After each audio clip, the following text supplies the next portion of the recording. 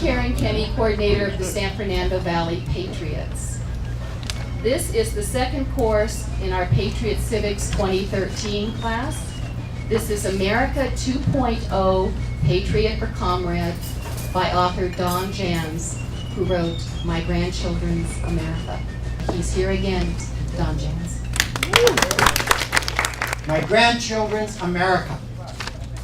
Will it still be the land of the free and the home of the brave? Karen, I want to thank you so much for asking me to come and share. It's always a privilege. It's always very, very humbling to be asked to share your thoughts and ideas with true freedom-loving Americans, and I want to thank all of you. Nonconformists, malcontents, dreamers, adventurers, those seeking to worship God as they saw fit, self-reliant people, fiercely independent people. These are the colonists. These are our founders. I'm going to tell you the same thing today that I say to every group to whom I speak. I say it on radio broadcasts, and I say it in my book. It is not my intent to try to change or try to persuade anybody's way of thinking. My only purpose is to present you with facts, present them fairly, simply, straightforward, no spin, and no political correctness. What we're going to do today over the next several minutes is we are going to look at the attitudes, the principles, and the ethics of those people we call the colonists, of those people we call our founders. Then we're going to look at the attitudes, the principles, and the ethics of a group of people that have chosen to follow the teachings, they have chosen to follow the philosophy of a 19th century Prussian philosopher. I want you to come back with me. We're going to go back to December 20th of 1606. We find on that day that there are three ships, the Susan Constant, the Discovery, and the Godspeed. They are leaving England. Aboard are 105 passengers, all men. 104 of them will survive that voyage. This group, the largest number of them, are made up of people, primarily second, third, fourth, fifth sons of some of the wealthier families in England, and they are searching. They are going to the New World to search for fortune and to search for adventure. The other group, largest group, is made up of some hardened sailors. These are men who have sailed in the navy of Queen Elizabeth I. They've sailed in the navy of King James I. They have faced many, many trials. They have faced many, many tribulations. Included in this group is one by the name of John Smith.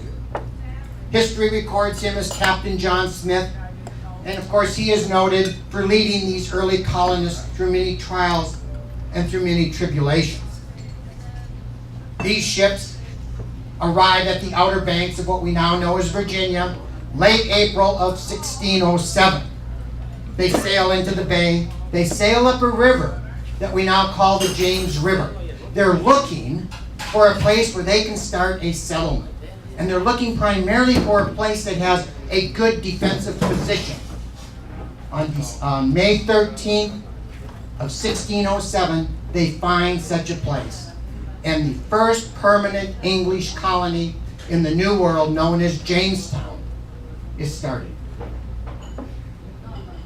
They are led through many trials and many tribulations and secure that spot so that by October of 1608, the first English women arrived in that colony.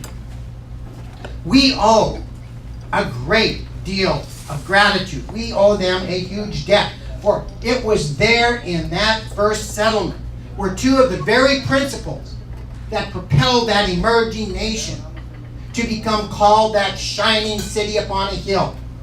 Many people call it the Great American Experiment. It was here where those two principles were started. These colonists quickly learned and understood that the way productive property are transferred in England, the way you gained ownership of productive property in England would not work here in the new colony. That idea that productive property would be passed from father to eldest son, who became a father, passed to an eldest son, or where it was passed on by royal decree, just was not practical here in the New World. So they started a system, a unique system. They said the ownership of productive property will be based on the attributes of the individual. Anybody who has the aptitude, the energy, that wants to take and own productive property, they can have that opportunity and they can build that productive property into anything they want. We now know this as unlimited opportunity, or as capitalism. That was begun in Jamestown. We move ahead to July of 1619, and we find that there is a group of these colonists, and they are meeting in a church, and they call themselves a General Assembly. The individuals that are meeting are called representatives. They're called representatives because they have been selected or they have been elected by other colonists to represent them in this General Assembly. And we have the idea of representative government. Capitalism on limited opportunity. Representative government came from that first permanent English colony known as Jamestown. About the time those ships in 1606 sailed for the new land, there was another group of people in England that decided they were going to leave England, but they were going to go across the English Channel. They were going to go to Holland. Because what they learned is they were not able to worship God as they wanted to worship God in England. The Anglican Church, the Church of England, was saying, you must worship the way we tell you to worship. And they said, no, we don't want to do that. So they moved over to Holland, believing that they were going to be able to worship with less interference. That was true. They were able to worship with less interference, but they were not able to worship without interference. So we find in the late summer, early fall of 1620, 102 men, women, and children of the group known as the Separatists, later to be called the Pilgrims. They board the Mayflower. They set sail for the New World, and on November 11th of 1620, they arrived at the tip of the Cape of Cod, Cape Cod, thank you. 36 days later, they disembarked the Mayflower at Plymouth, Massachusetts. And the idea that you can pray when, where, and how you want. The idea that you can read the Bible when and where you want is established in the New World. What happens is many other people over in Europe hear about this. And they say, we want that same opportunity. We also want to be able to worship God as we see fit. And so we find Baptists, Calvinists, Quakers, Catholics, Lutherans, people from all different denominations. They sail across the Atlantic to the New World so they too can worship God as they believe they should. We find many of these people, they land in the mid-Atlantic states. When they get off their ships, they live in the same community as people from other denominations. They live side by side. They conduct business together. Many times they'll build one ship or one church. They'll build one church, and they will, all different denominations worship in that church. They will also use that church for community activities. We find many, many other people coming to the New World for all kinds of different reasons. We find people who are second, third, fourth sons of people in all different countries, and they come over here hearing about unlimited opportunity, hearing about freedom. They said, I want part of that. We find people who came over, they didn't have the money to buy their own ticket, so they sold their services. For a number of years, they were called indentured servants. So badly did they want that unlimited opportunity. So badly did they want that freedom. Then we find people who couldn't pay their debts. We find people who just would not conform to the political systems in Europe. We find people who could not conform to the societal dictates in Europe. We find people who had committed crimes against society. And the different central governments, the large governments said, we would sooner buy a ticket, one-way ticket to the New World and send them over to the New World than to house them in jails in our countries because it's less expensive. People came for all kinds of reasons. And what we find is this cacophony of people built these colonists into the crown jewel of the British Empire. And those people who were running that large central government in England looked across the sea and they said, wow, look at what those people have done. Look at the prosperity they have built. Why, do they not realize they are the subjects? We are the rulers. They owe us a part of what they have created. And they started to tax these people. Then those members of that large central government over in Europe, over in England, looked back across the Atlantic again and they said, those colonists, they're becoming too self-reliant. Those colonists, they're becoming too independent. Do they not understand? They are the subjects. They are the servants. We in the government, we are the rulers. And they started to place limitations on their political activities.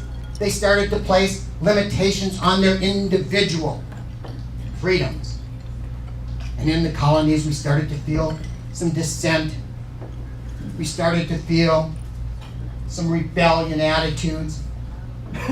Finally, those members of that strong central government in England looked over at the American colonies and they said, you know what? We are going to place a tax on their tea. Not only are we going to place a tax on their tea, but we are going to tell them from what company they can buy that tea. People in Massachusetts who were the most rebellious said, no, that's not going to happen. Sam Adams and some of his friends go aboard those ships and they throw that tea into the harbor of Boston. Those members, those people in that large central government over in England said, we don't like that. Servants, you don't treat your rulers that way. And they said, therefore, you people in Massachusetts, we're going to place on you the coercive acts. Many of us have learned those as the intolerable acts. And what did that do? It placed even greater economic limitations on those people in Massachusetts. It placed even greater limitations on their political activities. It placed even greater limitations on their individual freedoms. And the other colonists up and down the seaboard looked up at Massachusetts and they declared and they decided, we must support those people in Massachusetts. For when the people in a large central government can and will place those kind of restrictions on one colony or on one colonist, they will place those restrictions on all colonies and on all colonists eventually. We must support those people in Massachusetts. And so we see the colonists starting to unite. And then we find out that the English have decided that they are going to go out into the hills of Massachusetts. And they are going to take the ammunition, the guns they think these people have stored, and they are going to take them away from what they consider rebellious servants. We find on the 18th of April in 75, hardly a man is now alive who remembers that famous day in year. Paul Revere rode through the countryside shouting, "The British are coming, the British are coming," and the Minutemen grabbed their muskets and they ran out to confront those redcoats, the soldiers of the most powerful nation in the world at that time. Shortly thereafter, we have the Battle of Bunker Hill, and the Revolutionary War has begun. The rest of the colonists have decided they're going to get together in their meeting down in Philadelphia. Early July 1776, these colonists decide they are going to sign a paper that they call the Declaration of Independence. And this Declaration of Independence, against all odds, declares that we will be a free and an independent people. We will no longer serve the evil large central government over in London. Large central government has no place in a free society, they say. Against all odds, 5 years later, General Cornwallis surrenders to General Washington, and they are a free and an independent people. So they put into effect what they call the Articles of Confederation. The Articles of Confederation tell us what their mindset was at the time. They were deathly afraid of big central government. They had seen the evil of a large central government. And in the Articles of Confederation, they make no allowance for a president. They make no allowance for executive agencies. They make no allowance for a federal judiciary. In fact, they don't even make an allowance for the federal government to tax them. They say, you, the central government, what you can do is you can negotiate with foreign powers. You can declare war and peace. You can mediate if we colonies have disputes. That's your power. Didn't work. They had to decide, will we become 13 independent nations, or are we going to become 13 independent governmental units under one central nation? And they decide on the latter. So they go to work and they write what they call the United States Constitution. And in this United States Constitution, we find that same fear of central government. They understand the evils of large central government. And they say, we are going to construct a government that has 3 co-equal branches of government. And we are going to give checks and balances, not to enhance the power of the central government, but to limit the power of the central government.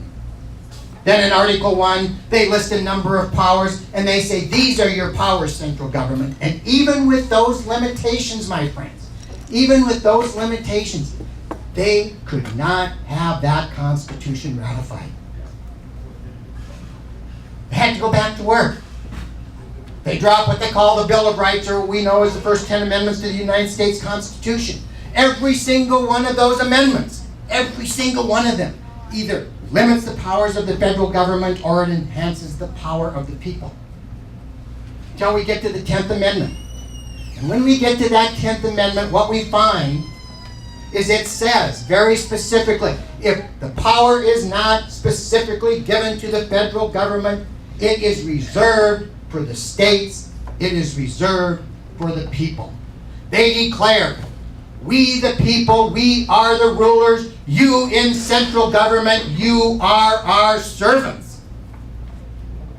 Thomas Jefferson, 3rd President of the United States, said it's that 10th Amendment. That is the foundation of the Constitution. Thomas Jefferson also said, and I want you to listen very, very, very carefully. Thomas Jefferson said, freedom is lost gradually by an uninterested, an uninformed, and an uninvolved people. We're going to change scenes now. We're going to go back to Europe. We're going to go to the year 1818. In Europe, we're going to go to the southwestern corner of Prussia. We're going to go to the Moselle Valley, to a town called Trier. We find there's a couple that lives there. He is an attorney. He has a very, very prosperous law practice, makes well above the average earnings of the people in the community. She came from a wealthy family back in Holland, and she brought a very substantial dowry to this marriage. So well is this couple doing that they go and they buy a vineyard in the Moselle Valley.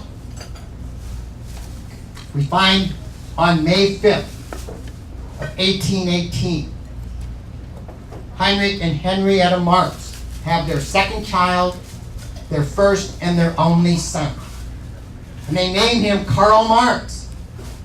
Karl Marx grows up in this town, Trier, in this well-off family. He is sent to the finest schools or the finest gymnasiums in Trier.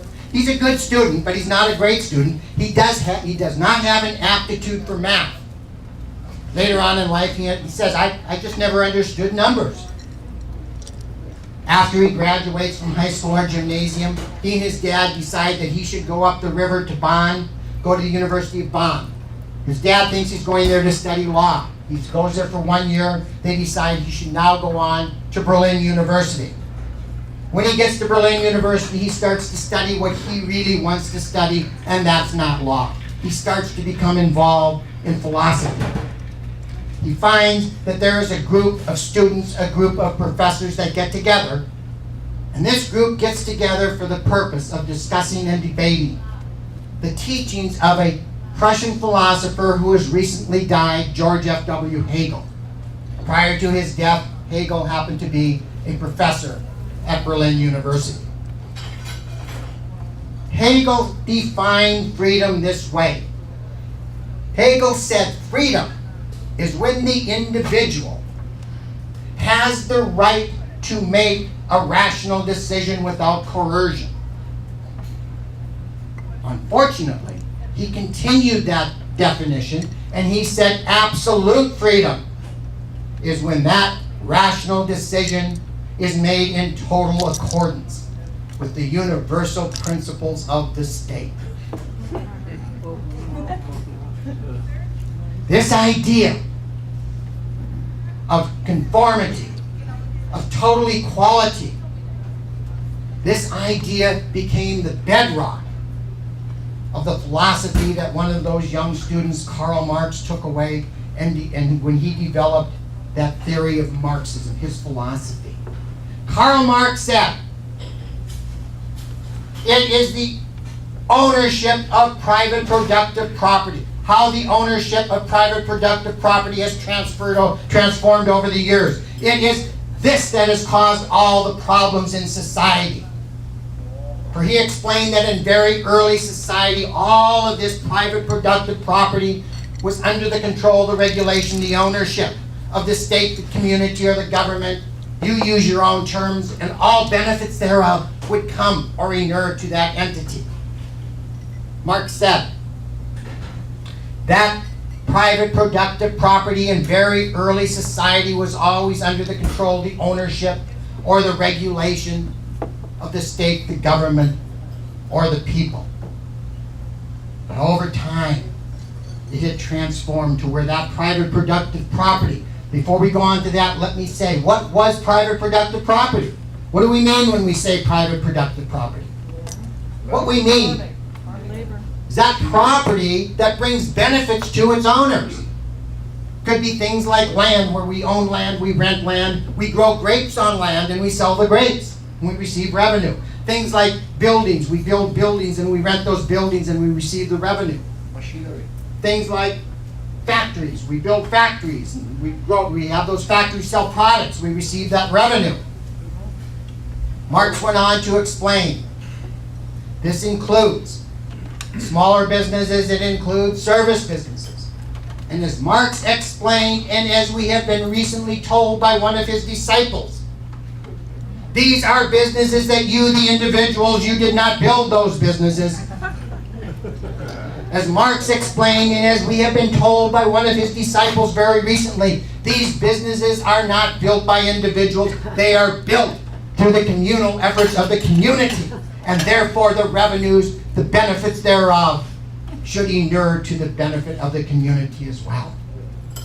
Marx said, this private productive property in early society was owned by the community, the state, or the government, and over time that ownership had transformed to the point in time where that ownership is now held by individuals. It's now held by capitalists. And it is this that has brought about more than one class in society. And when you have more than one class in society, you have conflicts.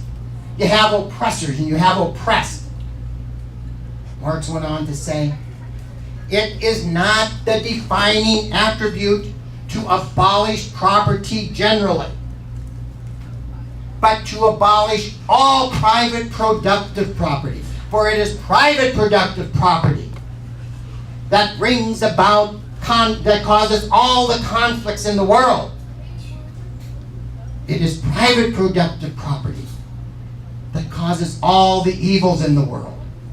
It is private productive property that causes the oppression of the many by the few. Marx said it is the aim of Marxism. It is the aim of Marxism to abolish the individuality, the independence, and the freedom of the capitalist.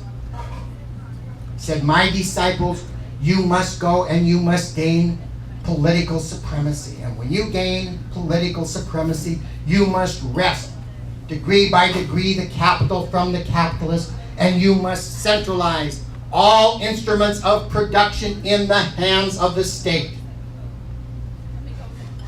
When this has been accomplished, Marx said, you will have completed the fundamental transformation from capitalism to a fair and just classless society that is totally equal and is totally conforming. For now there will be only one class in society. And when we have only one class in society, well, we have a fair and just society. We have a society that operates in total unity. This is true, he said, socially, politically, and economically. And the rule of thumb economically will be from each, according to his abilities, to each, according to his needs. Marx said, all proceeds of labor, or the gross domestic product, must be shared fairly with all members of society, whether they are working or not. What did he mean by this? How is this supposed to work? Marx came up with two different formulas. He has an evil formula and he has a good formula. His evil formula describes capitalism. And if you can picture this, that evil formula is M equals C equals M1. When we look at that first M, that stands for money, for capital, for investment. And that money, capital investment, is taken and it's used to build measures so that you can build commodities, you can build products. And that's the C. Investment is used to build those products. Then what you do with those products is you take them and you sell them for your original investment plus something. And this plus something is that evil profit. This plus something is that surplus value he talks about. That money that he claims the capitalist has stolen from the workers. He says it's even worse than that, because those evil capitalists will now take that profit or that surplus value, and they will go out and they will find ways to create even greater divisions of labor and even bring down more the worth of the worker. Besides that, he says they might even go out and they might even innovate and create ways to even eliminate workers. We were given an example of this during the campaign of 2012 when the Marxist Progressive candidate was going around and he looked at an automatic bank teller and he said, see that evil of capitalism? They just took the job of a worker. And that's what Marx meant with that evil formula. His formula that brings us total equality and total conformity and total unity is C equals M equals C. Let's take a look at that first C over here. This C stands for commodities. It stands for that product that the worker will build. Marx explained the worker is at his greatest value. He is receiving his greatest satisfaction when there are no divisions of labor, when he takes that raw material to finished product. This is when he says the worker is at his greatest value and he is receiving his greatest satisfaction. The fewer the divisions of labor, the better. Now, Marx also acknowledged, he said that due to the differences in humans, that C will vary. That C will vary as opposed to, that C will vary based on quantity and quality of the product. Those who are physically stronger might be able to produce more faster. Those who have greater manual dexterity could produce more faster. Those who have a higher aptitude, those who have greater intellect, those who have more energy, those who just have greater ambition could produce a different quantity and a different quality. That C will vary. We go to that last C on the other side of the equation and we find out that C stands for commodities the worker needs. I want you to understand, I said the commodities that workers need. I did not say the commodities workers need, want, or desire. For in this wonderful, wonderful state of being, there will be no wants or desires.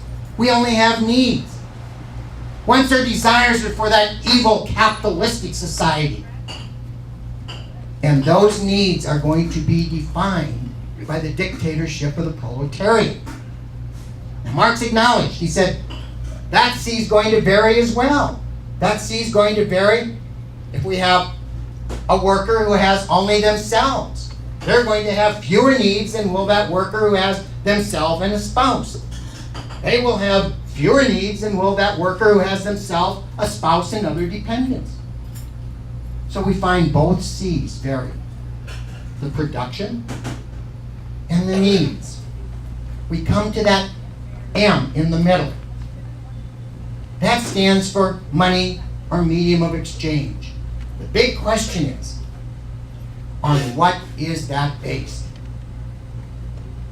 From each according to his abilities, to each according to his needs. What the worker receives is only based on his needs. It has no relevance whatsoever to his production.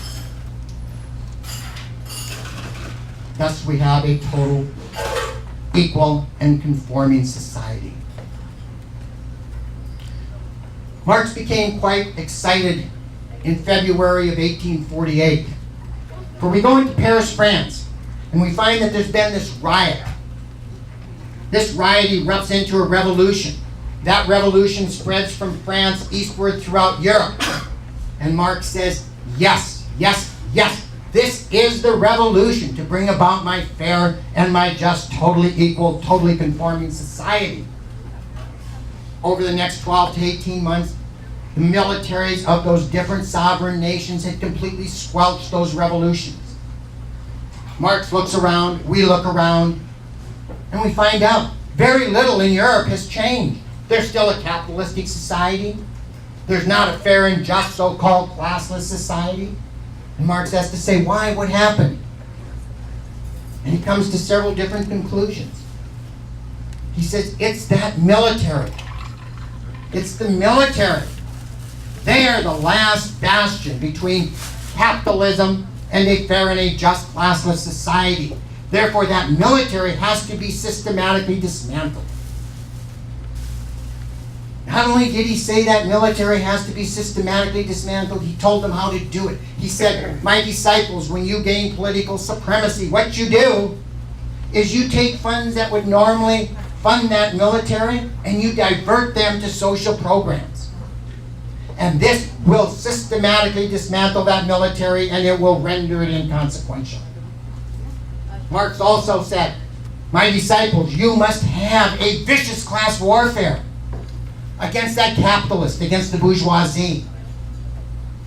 In today's society, we hear that vicious class warfare from his disciples against the millionaire, against the billionaire, against the corporate jet owner, against those earning over $250,000 a year, against the business owner, against those who are not Marxists. And they employ the same tactics Marx said you must employ. They have no bearing whatsoever on truth. Truth is totally irrelevant in their class warfare. For after all, the only thing that matters is that the ends justify the means. Marx also came to the conclusion. He said, perhaps, just perhaps, my fair and just classless society will not emerge through a revolution. Instead, we're going to have policies, procedures. We're going to have actions. We're going to have a fundamental transformation from a fair and free capitalistic society to this fair and just classless society that is totally equal and totally conforming. So Marx sat down and he said, what should these policies, what should these procedures, what should these actions be? You need to know them. You need to know absolutely every one of them. They're not just the 10 in the Communist Manifesto. You need to know them because they're happening this very day. They're happening right here in these United States. Marx said, you must have a steeply progressive income tax. It's the best way to share the wealth. It also punishes those who have the audacity to strive for achievement and strive for excellence.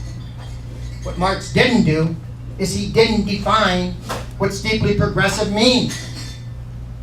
But we find in October of 1942, the Marxist progressives defining what they mean by steeply progressive.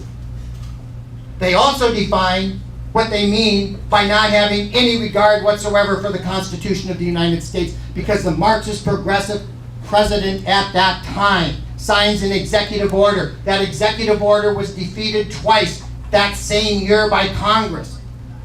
And he said, you know what, I could care less about the co-equal branches of government. I could care less about checks and balances because I deem, as a Marxist progressive, this is good. And so he signs an executive order. And in that executive order, he says, I direct the secretary to bring forth regulations to tax all income over $25,000. When we look at $25,000 in 1942, it's approximately $250,000 today, maybe a little more. He says, I direct the secretary to bring forth regulations to tax, or should we say to confiscate, all income over $25,000 at 100%. Then he said, this is equal. This is fair and this is just, in that same executive order. Marx said, you must have a death tax and it has to be 100%. After all, that property that would have been transferred from generation to generation, that really is the property of the state, the government, or the community. It's just being returned to its rightful owner. Besides that, he said, those who would have received it, they didn't do anything for it. They really don't deserve it. I was listening to the Megyn Kelly show a little over a year ago. She had as her guest Congresswoman from Florida, Democratic Chairwoman Debbie Wasserman Schultz.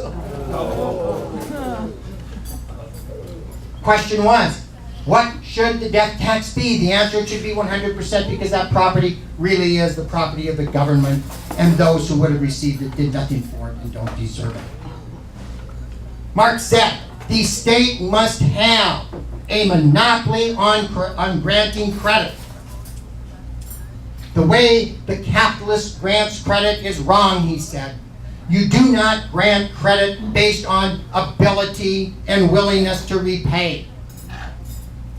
You grant credit for the purpose of sharing the wealth and for the purpose of social engineering. And he who has the power to grant the credit has the power to forgive the credit. The state must have a monopoly on granting credit. Marx said, the state must control all communications within the borders. We go back to July 5th of 2013. In one of those infamous paper drops, we find the current Marxist progressive president signed an executive order a little over 2,000 words. This executive order said, in case of national emergency, and national emergency was never defined. In case of national emergency, the state has the right to grant or grab control of all communications within the borders. Marx said, you must bankrupt the capitalist countries. They must be bankrupt. You must raise their debt as fast and as high as you can.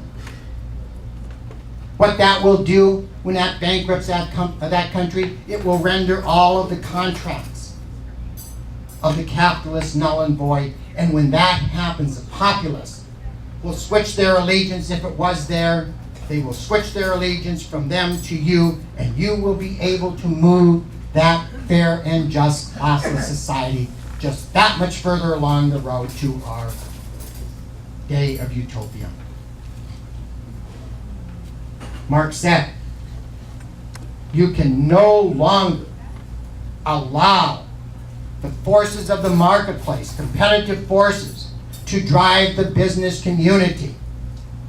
It is imperative that you centralize all activity, all economic activity under the strong central government. It all must be centralized so you have complete and total control. Today, every single day, our business community becomes a less and a less free business community. Today, every single day, we become a less free people. Today, every single day, our big central government, the antithesis of what our founders envisioned and implemented, passes more and more regulations by non-elected officials, in fact, to take more and more of our freedoms away. Today, every single day, the disciples of Marx move forward in the implementation of his demands.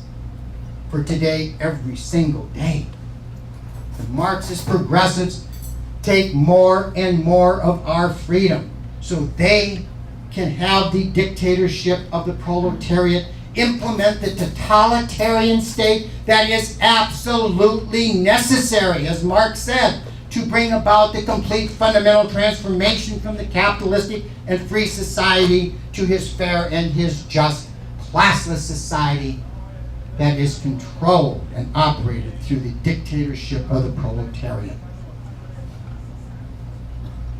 Freedom is lost gradually by an uninterested, an uninformed, and an uninvolved people. I want to move us now to the year 1840. We find that there's a young reporter that wants to write a story on why did those colonists, why did they risk everything against the most powerful nation in the world at that time? He finds an elderly gentleman who's 90 years old at the time. His name, Levi Preston. Levi Preston was one of those Minutemen who grabbed his musket and ran out to Lexington, ran out to Concord to confront those redcoats. He stayed in the army of General George Washington, and by the end of the Revolution, Levi Preston was known as Captain Levi Preston. Young reporter goes out, his questions in tow.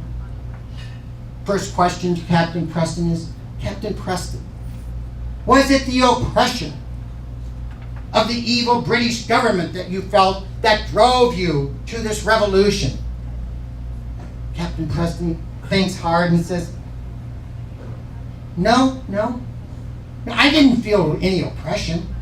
I don't know of any of my friends that felt oppression. Young reporter goes on to his next question and says, well then, Captain Preston, would it have been your reading of the Enlightenment authors, Rousseau and Voltaire, that it told you you should be a free and independent people. Now, Captain Preston smiles, looks at the young reporter and says, "Son, we didn't have time to read people like that.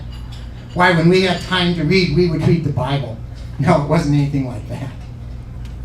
Young reporter says, "Well then, Captain Preston, it must have been that Stamp Act, that tea tax." Captain Preston says, "You know what? I never bought one of those stamps. I don't know of anybody that did. And well, Sam Adams and the boys, they took care of that tea when they threw it into the Boston Harbor. No, it wasn't anything like that." Frustrated now, the young reporter says, "Captain Preston, what was it?" Captain Preston becomes serious. He looks at the young man and he says, "Well, you see, son, we had always been a free people. We were a free people. And those redcoats intended we no longer be free.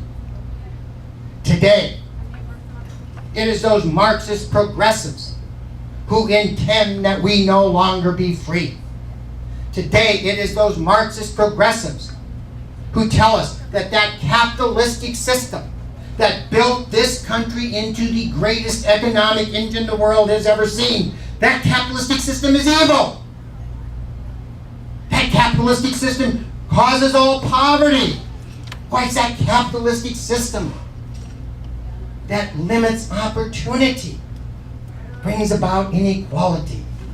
They tell us that capitalistic system must be abolished and it must be replaced by a fair and a just, classless society that is totally equal, that is totally conforming, and that is ruled by the dictatorship of the proletariat.